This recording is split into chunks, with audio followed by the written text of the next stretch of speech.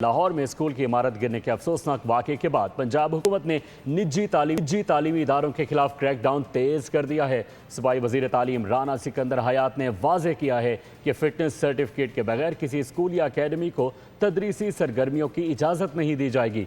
लाहौर में मीडिया से गुफ्तगू करते हुए सूबाई वज़ीर तालीम राना सिकंदर हयात ने कहा कि मुतासरा इमारत बाकायदा स्कूल नहीं थी, बल्कि निजी इंतज़ामिया ने नई इमारत खरीद कर बगैर इजाज़तनामा तोसी का काम शुरू कराया था।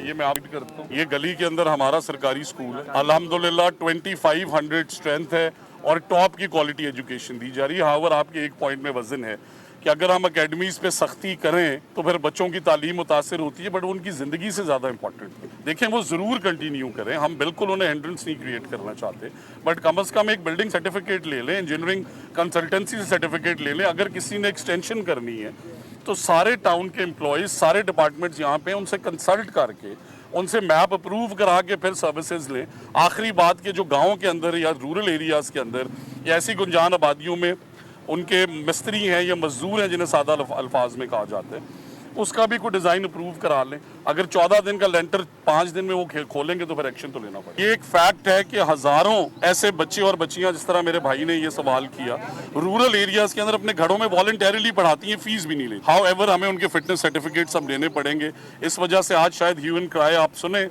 बट हम 760 अकेडमीज़ को आज सील करें।